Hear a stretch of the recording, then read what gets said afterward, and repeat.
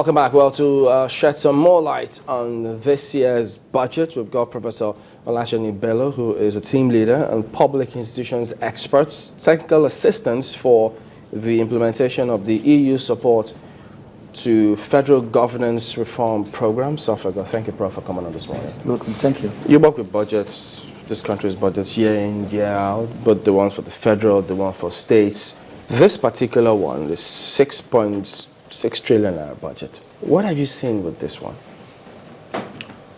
Well, my reaction is mixed. It's good in some aspects, but not too good in some other respects. Well, it has good trust, youth employment. It has a focus on poverty and what have you. And it's also trying to promote, indirectly, although it didn't say so, informal economy, through financial training and loans to traders and market women and artisans through their cooperative societies. That is also good. The trust, but there are so many other areas that are not well defined. One, for example, I cannot see any attempt to enlarge fiscal space. Fiscal space is the government availability of budget room for expanding certain desired policy actions, or the government availability of finance, creation of finance to be able to do additional spending. There's no enlargement of fiscal space. When I say there's no enlargement of fiscal space, what I mean is that, well, the government did not do anything about, nothing about the tax policy, no change in tax policy. Even though that's where one key area where they say they're going to focus on. Yeah, well, I can't see any, well, maybe we should wait for the Minister for Finance, because I would have expected that something would be done to maybe the VAT, all right? Because our VAT is low when compared to other countries, African countries. You want it increased? Yeah. Why? It's value-added tax. It should be increased. It's low when you relate to other African countries, compared to Ghana, compared to Uganda and other things.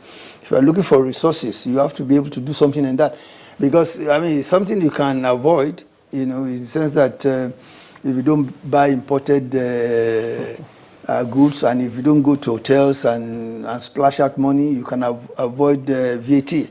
Because VAT has been exempted on some essential items like education and what have you. There's none on that. But it's basically a consumption tax, isn't it? So, but everybody consumes at some point. Yeah, but there are things you don't, they don't charge VAT on. So there are things you don't. Well, anyway, let's leave that. Then there is also, well, the president didn't mention anything about public-private partnership. And I would have expected that, because that's very important to enlarge fiscal space, to be able to create additional resources. Private-public partnership is very important if provided the risks are assessed in advance and limited in advance, and there are genuine efficiency we can get. So, because in layman's language, we can say that public-private partnerships like chop now and pay later. They are chop now and pay later schemes. Credit scheme?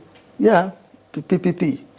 The investor brings his money, they provide the goods and services, and then we keep paying for some limited period of time. Okay, that's the one, for instance, is that the one that the Minister of Power talked about, when they talked about if they build the roads, there'll be tolls? Yeah. That one you pay immediately?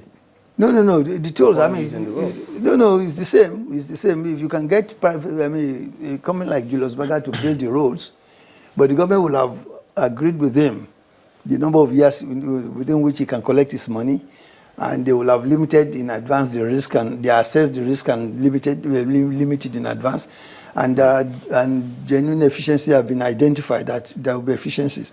But is the president supposed to have mentioned that in this budget, or isn't it where the ministries will then come in while they're outlaying how they intend to implement the budget? Well, yes, the president is laying the general foundation for the budget. It tells you what the budget will contain.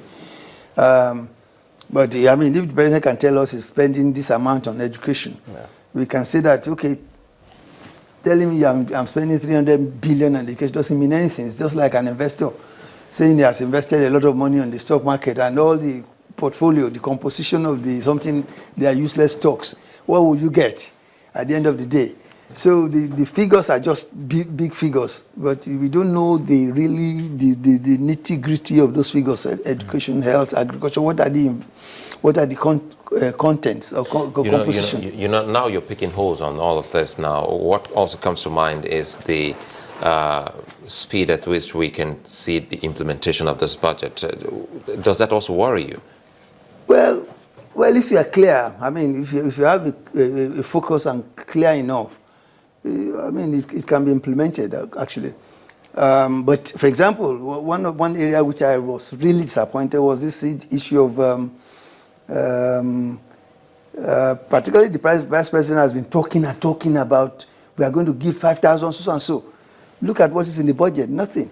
They said, the President just said, we are going to introduce conditional cash transfer. What does it mean? Conditional transfers can be so many things. Are you with me? Nigerians have passed that stage where people just say something. You have to tell us what type of conditional cash transfer. Is it education focused? Is it health focused? Is it focused on vulnerable groups and what have you? And to crown it all, very disappointing. They said they are compiling list of beneficiaries. Where is that done? If we passed that stage, this is 2015. Social safety net or conditional cash transfer, they have advanced. Before you can do that, what you need to do, you tell us the eligibility criteria, how people can apply, and who will qualify and everything. But do we even have that framework now, as we say? We don't, but he said they are compiling list. It's there in his speech. They are already compiling list. Yeah, I mean, that's a very slipshod statement to make, because this is a very important instrument that the government has been talking, particularly the Vice President has been talking and talking and talking. One would have expected that he has it all worked out in his head. Nothing. You know, maybe it's too premature to judge it. Let's wait for the Minister for Finance or the relevant ministries. But the President has given us, I mean, if you are going to an hotel and you are going to eat, they give you starters, isn't it? The hors d'oeuvres. So we don't know what the real menu is going to be. Let us wait for the real menu. And Prof, Prof, you're an expert in budgetary matters. Yeah. Tell us the process, because I think there was one time they were supposed to have this meeting, executive council meeting. They postponed it so that they could go study. Can't remember what exactly it is. But don't they all come together, bring their proposals, how they intend to implement the budget before they now collate it to the bigger one and announce to Nigerians? Yeah, they do. But what normally happens is that the budget office of the Federation sends round what you call a budget circular to all ministries to prepare their budget, and that is supposed to, the budget office is supposed to collate it, and after the collation, there will be budget deliberations. Each MDAs will come and deliberate on the budget. After this, and then they look at it and prepare a sort of a standard or uniform budget, and that is what and then it is then referred back to the Executive Council that will debate it thoroughly. And then, you know, each minister now also has another opportunity to say, this is what I want to do and things like that. And then after that, the Executive Council approves it, and of course, it becomes the budget. Okay, so after they go through that stage, and they've gotten to this stage where the president has presented and told Nigerians what he intends to do, if the CCT wasn't mentioned here, can they still go back and look at what then do we do about that one if it wasn't highlighted here? Well, they can. Maybe they are just, as I've said, maybe it's just the starter to the real menu. But I'm really surprised that they said, well, they're just talking. You know, the CCT itself can be applied to so many areas. Are you with me? It can be education focused, it can be health focused, it can be, it can even be done for, I mean, be geared towards paying for training of physically handicapped, you know, physically challenged, you know, to go to training and what have you, or vocational training, all sorts of things. So let us know what type of CCT, you know, particularly the Vice President has been talking and talking about it. What would you have loved to see then? Specifics. We are going to do CCT, and our CCT is going to be focused on education, or girl child education, or it's going to be focused so that people can, to encourage people to send their children to school. it's going to be focused so that we can encourage maternal and health, care for pregnant women and everything, so that pregnant women can go to hospitals and what have you. We'll give them some little amount of money to encourage them to go for antenatal, all sorts of things. All right, it's a look. What is painful is that we have institutions in this country that have specialized in those areas. NSITF is one. Yeah. I don't know whether it's defunct now. The MDG. In fact, the MDG has a CCT on. Talk about SDGs now. MDG, Millennium Development Goals. They moved ahead. Sustainable development goals. Well, okay, maybe they moved ahead, but almost technically the same thing, really. Yeah, okay.